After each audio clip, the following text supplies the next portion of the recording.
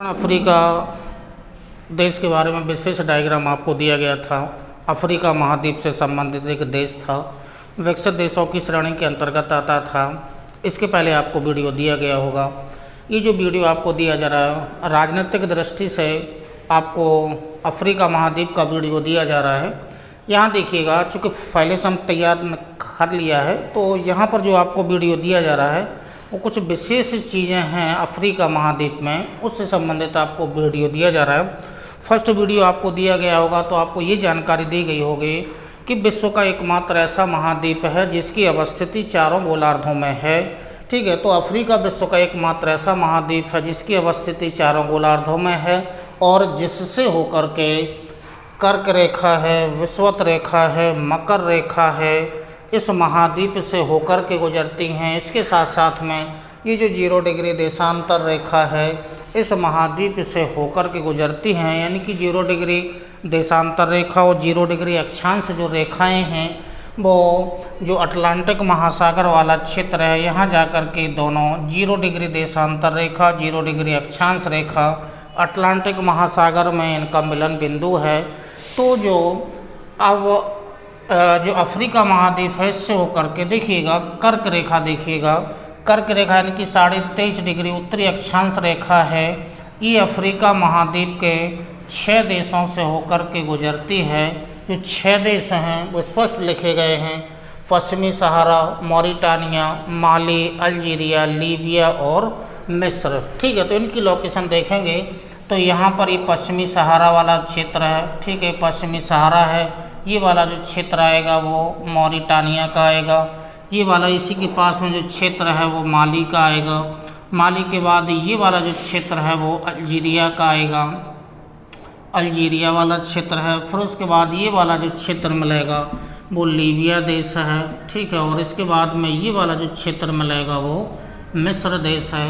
यानी कि पश्चिमी सहारा, मॉरिटानिया, माली, अल्जीरिया, लीबिया और मिस्र से होकर के जो 23.5 डिग्री उत्तरी अक्षांश रेखा है इसको नाम दिया जाता है कर्क रेखा, यानी कि 6 देशों से होकर के जाती है। और चूँकि प्रश्न ज़्यादा यहीं से बनते हैं, कर्क रेखा उनमें से किन देशों से होकर के जाती है या नहीं जाती है। आगे जाएंगे तो चूँकि ये वाला जो भाग है ये अरब प्रायद्वीप है जो एशिया के अंतर्गत आता है। एशिया के अंतर्गत आएगा तो यहाँ पर 2 ही देश हैं, सऊदी अरब वाला देश है और यहाँ पर जो देश है एक ओमान नाम का एक देश है। यानी कि अरब प्रायद्वीप चूँकि अफ्रीका महाद्वीप के अंतर्गत नहीं है लेकिन एशिया महाद्वीप के अंतर्गत जो अरब प्रायद्वीप है। आगे जाएंगे तो ये 2 देश जो चूँकि अरब प्रायद्वीप के अंतर्गत आते हैं, सऊदी अरेबिया वाला जो देश है और एक ओमान नाम का देश है। यानी कि अरब प्रायद्वीप के 2 ही देशों से होकर के कर्क रेखा जाती है और 6 जो अफ्रीका महाद्वीप के 6 देश हैं, इन 6 देशों से होकर के कर्क रेखा जारी है। तो एक कर्क रेखा की लोकेशन आपको दिखा दी है। उसके बाद आइएगा विषुवत रेखा या 0 डिग्री अक्षांश रेखा है जो ये अफ्रीका महाद्वीप के 6 देशों से होकर के ये भी जारी है। ठीक है, 6 देश यहाँ पर भी हैं: गैबन, कांगो, जायरे, ठीक है, या युगांडा, केन्या और सोमालिया जो नाम के देश हैं। तो यहाँ पर एक छोटा सा देश जो समुद्र तट से संलग्न है वो एक गैबन नाम का देश है। फिर उसके बाद आएंगे तो ये वाला जो यहाँ से ऐसा फैला होगा वो कांगो नाम का देश है। और यहाँ पर जो एक बड़ा सा देश है डेमोक्रेटिक रिपब्लिकन ऑफ कांगो या जायरे के नाम से भी उसे जाना जाता है। ठीक है, ये डेमोक्रेटिक है, डेमोक्रेटिक रिपब्लिकन वाला जो क्षेत्र है या देश है। ठीक है, तो ये वाला जो देश यहाँ पर फैला होगा वो जायरे नाम का एक देश होगा, कांगो डेमोक्रेटिक रिपब्लिकन, ठीक है, ऑफ कांगो या जायरे के नाम से भी इसे जाना जाता है। फिर जो अगला देश आएगा वो युगांडा, जो विक्टोरिया झील के तटीय क्षेत्र से संबंधित जो क्षेत्र था, युगांडा नाम का एक देश था। उसके बाद फिर आइएगा केन्या। ठीक है, तो यहाँ पर एक केन्या नाम का देश आएगा और यहाँ से ये जो क्षेत्र फैला होगा वो सोमालिया नाम का एक देश है। यानी कि जो 0 डिग्री अक्षांश रेखा है जिसको विषुवत रेखा या भूमध्य रेखा नाम दिया जाता है, गैबन, कांगो, जायरे, युगांडा, केन्या और सोमालिया देशों से होकर के जाती है, यानी कि विषुवत रेखा अफ्रीका महाद्वीप के 6 देशों से होकर के जारी है। लोकेशन आपको दिखा दी गई है। ये लोकेशन आप एटलस से स्पष्ट रूप से आप देख सकते हैं, ठीक है। एटलस से आप लोकेशन देख लीजिएगा। उसके बाद आइएगा, मकर रेखा है 23.5 डिग्री दक्षिणी अक्षांश रेखा। यह भी रेखा 3 की 3 2 5 देशों से होकर के जाती है। 5 देश हैं, ठीक है। देशों के नाम देखिएगा। यहाँ तट से संलग्न जो देश होगा वो नामीबिया है। लैंडलॉक कंट्री के अंतर्गत आएगा बोत्सवाना है। फिर दक्षिण अफ्रीका, ये वाला जो क्षेत्र है वो दक्षिण अफ्रीका का है। ये वाला जो क्षेत्र है मोजाम्बिक है, या मापुतो की खाड़ी वाला जो क्षेत्र था। यहाँ एक द्वीपीय देश आएगा, ठीक है, जिसका नाम है मेडागास्कर, ठीक है। तो मेडागास्कर के दक्षिणी भाग से होकर के ऐसे होकर के ये मेडागास्कर नाम का एक देश है, द्वीपीय देश है। इससे होकर के रेखा जाती है, यानी कि अफ्रीका महाद्वीप के 5 देशों से होकर के मकर रेखा होकर के गुजरती है। नामीबिया, बोत्सवाना, दक्षिण अफ्रीका, मोजाम्बिक और जो एक द्वीपीय देश है उसके दक्षिणी भाग से होकर के जो मकर रेखा है वो जाकर के गुजरती है, ठीक है। तो ये कर्क रेखा है जो 6 देशों से होकर के जारी है। विषुवत रेखा है 6 देशों से होकर के जारी है। मकर रेखा है जो 5 देशों से होकर के जारी है। कौन कौन से देश हैं यहाँ पर नाम लिख दिए गए हैं। इसके बाद जो 0 डिग्री देशांतर रेखा है, 0 डिग्री देशांतर रेखा यानी कि 4 देशों से होकर के जाती है। 4 देशों के नाम देखिएगा। यहाँ से जो भूमध्य सागर के तट से संलग्न जो देश होगा अल्जीरिया है, उसी के नीचे माली है, उसी के नीचे बोल्टा वाला क्षेत्र है, और लास्ट में जो गिनी की खाड़ी के तट से संलग्न जो देश है वो घाना नाम का एक देश है। यानी कि ये 4 देशों से होकर के 0 डिग्री देशांतर रेखा होकर के जा रही है। तो अफ्रीका महाद्वीप से जिसकी अवस्थिति चारों गोलार्धों में है, किन किन देशों से कर्क रेखा जारी है, किन से होकर विषुवत जारी है और किन से होकर के मकर रेखा जारी है। और इसके अलावा जो 0 डिग्री जो देशांतर रेखा है जो अल्जीरिया, माली, बोल्टा और घाना से होकर के जाती है, और जो घाना की जो राजधानी है अक्रा, घाना की जो राजधानी है अक्रा यहाँ पर मिलेगी। जो अक्रा नाम की जो राजधानी है वो 0 डिग्री देशांतर रेखा पर अवस्थित है। यानी कि 0 डिग्री देशांतर रेखा पर 2 राजधानी शहर अवस्थित हैं। एक तो ब्रिटेन की जो ग्रेट ब्रिटेन है उसकी राजधानी लंदन 0 डिग्री देशांतर रेखा पर अवस्थित है। इसके अलावा जो घाना जो देश है उसकी राजधानी जो अक्रा है वो 0 डिग्री देशांतर रेखा पर अवस्थित है। यानी कि विश्व की 2 राजधानियाँ, एक लंदन और दूसरी अक्रा जो राजधानी है वो 0 डिग्री देशांतर रेखा पर अवस्थित राजधानियां हैं। ये 2 राजधानियां हैं। तो ये जो चूँकि अफ्रीका महाद्वीप से जो 4 रेखाएं होकर के गुजरती हैं वो किन किन देशों से होकर के जा रही हैं ये डायग्राम में आपको दिखा दिया है। इसका आप स्क्रीनशॉट ले लीजिएगा, ठीक है। तो इसका स्क्रीनशॉट ले लीजिएगा, आप ले लिया होगा। चलिए, इसके अलावा ये तो चूँकि आपको किन किन देशों से होकर के जाती हैं ये लोकेशन आपको दिखा दी गई है। इसके अलावा जो कुछ विशेष चीज़ें हैं, ठीक है, जो आपको दिखानी है। जो अफ्रीका महाद्वीप में कुछ देशों के विशेष नाम हैं या उपनाम हैं, तो उन देशों के उपनाम थोड़ा सा देख लीजिएगा। किन देशों को पुराने नाम कुछ हैं यहाँ पर अफ्रीका महाद्वीप में। तो यहाँ पर आइएगा तो एक लोकेशन तो आपको यहाँ दिखाना है। यहाँ पर चूँकि 4 देश हैं और 4 देशों को एक विशेष नाम दिया जाता है। हॉर्न ऑफ अफ्रीका के नाम से इन्हें जाना जाता है। हॉर्न ऑफ अफ्रीका के नाम से इन्हें जाना जाता है। Horn of Africa horn of Africa के अंतर्गत 4 देश आते हैं। एक छोटा सा देश यहाँ संलग्न है जिसका नाम है जिबूती नाम का एक देश है। जिबूती एक देश है, ठीक है। एक इरीट्रिया नाम का एक देश है, ठीक है। एक इथोपिया नाम का एक देश है, इथोपिया। और एक देश है सोमालिया नाम का एक देश है। इन 4 देशों को एक विशेष नाम दिया जाता है, हॉर्न ऑफ अफ्रीका के नाम से इन्हें जाना जाता है। तो हॉर्न ऑफ अफ्रीका के अंतर्गत 4 देश आते हैं, जिबूती हुआ, इरिट्रिया हुआ, इथोपिया हुआ और सोमालिया हुआ।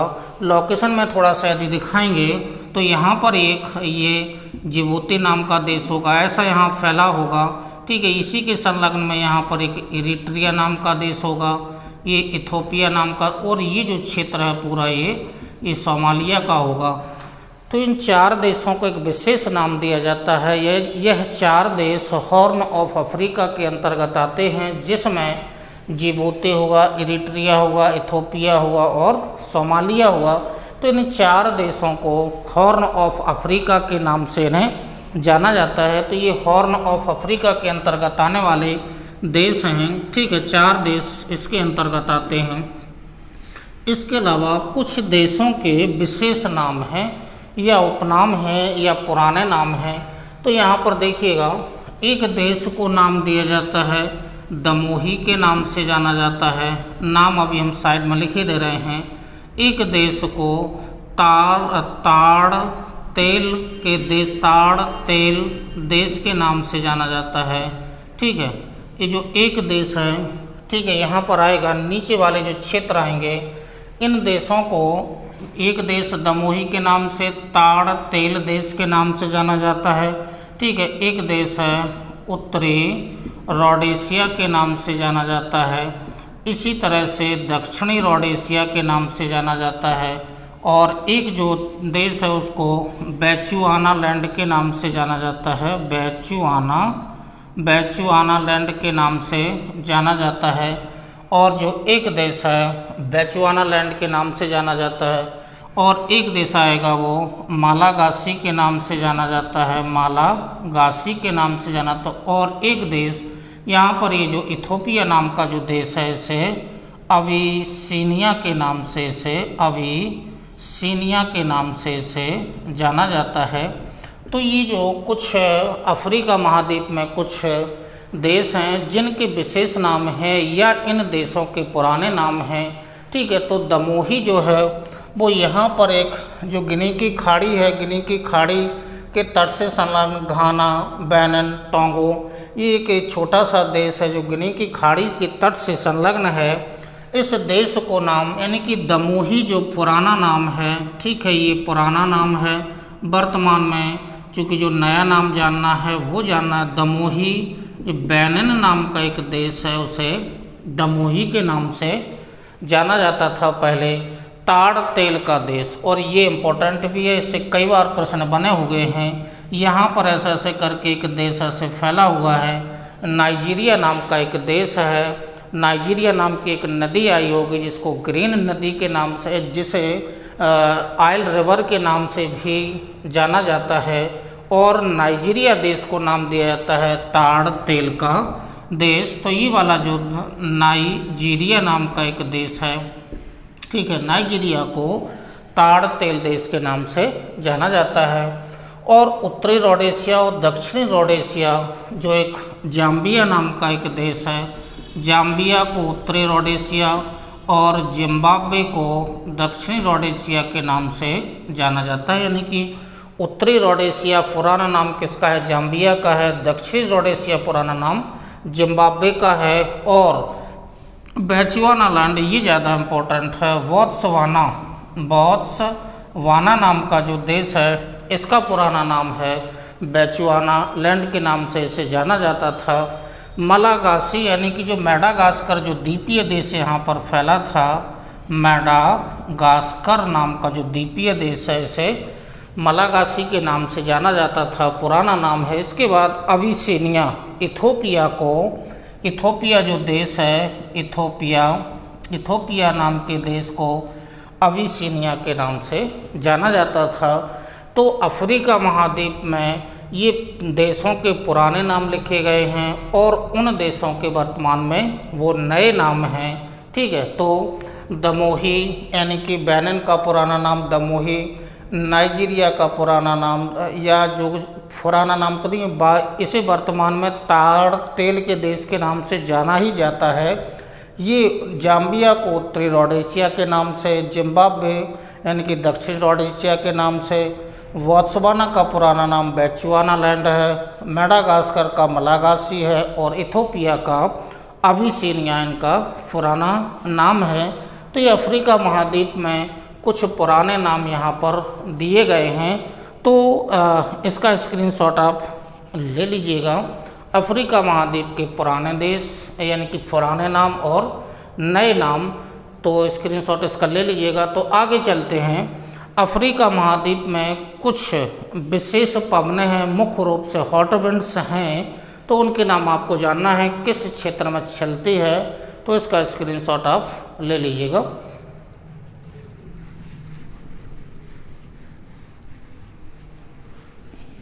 चलिए ले लिया होगा।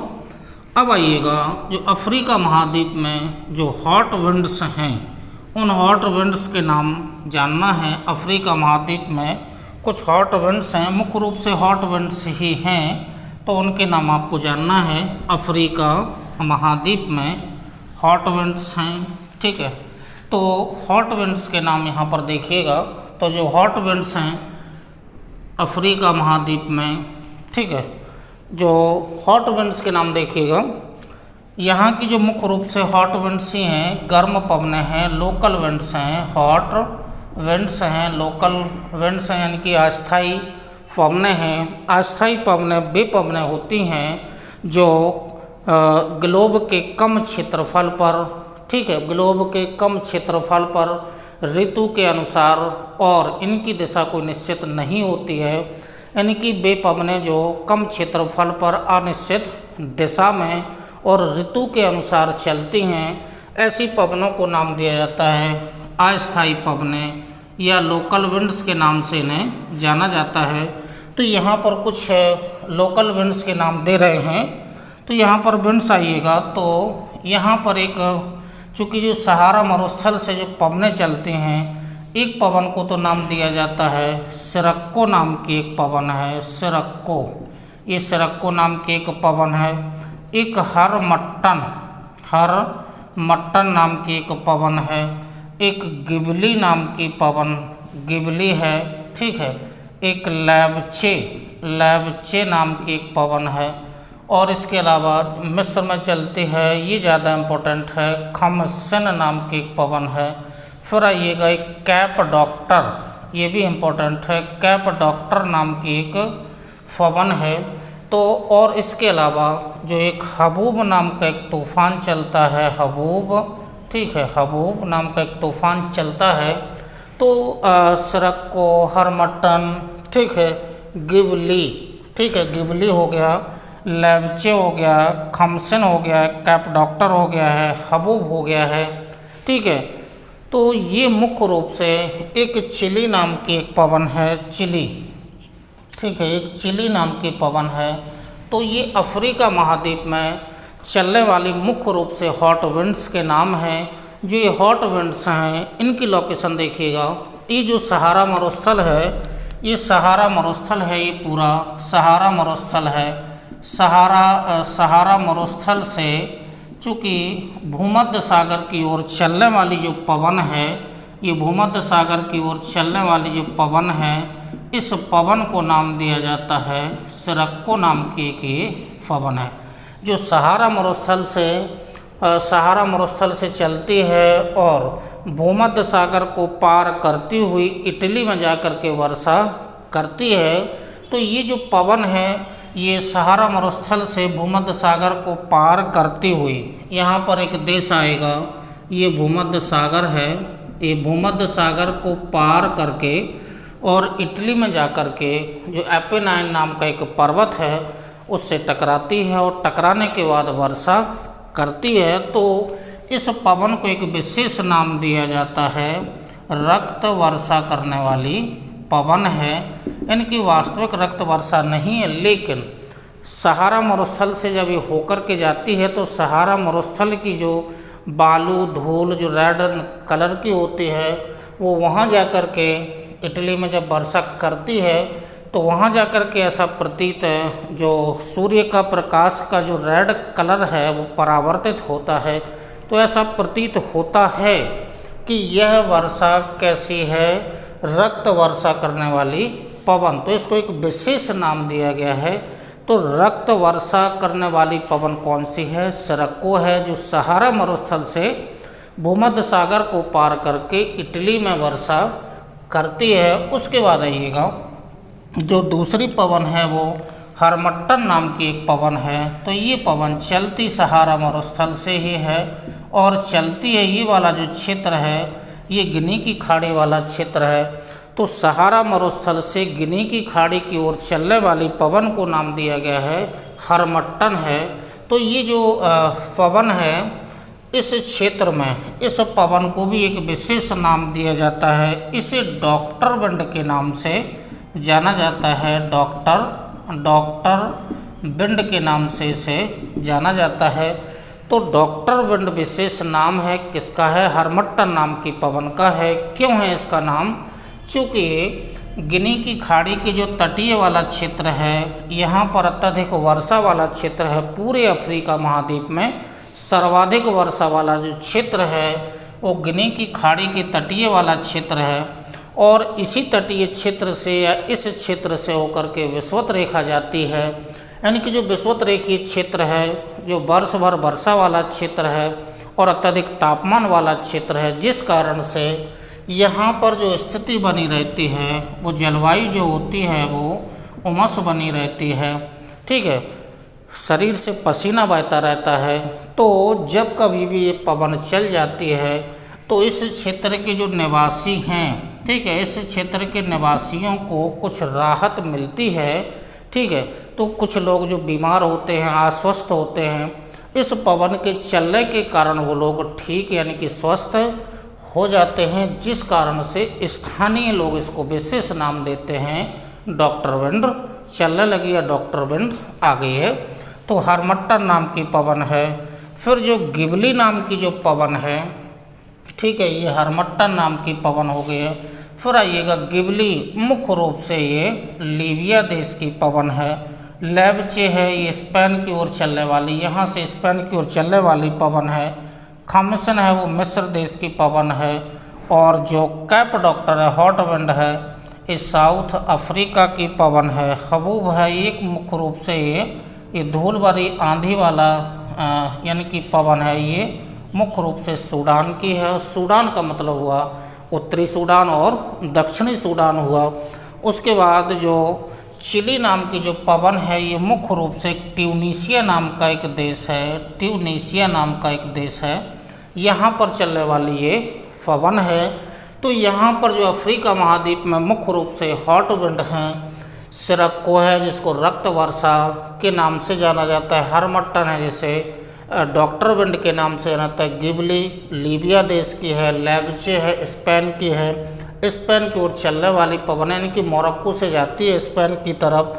खमसिन मिस्र देश की है। कैप डॉक्टर दक्षिण अफ्रीका की है। हबूब आंधी भरा तूफान है, आंधी तूफान धूल भरा यानी कि तूफान है, सूडान देश का है मुख्य रूप से। उत्तरी और दक्षिणी सूडान, चूँकि ये दोनों देश हैं, उत्तरी सूडान भी है और दक्षिणी सूडान है।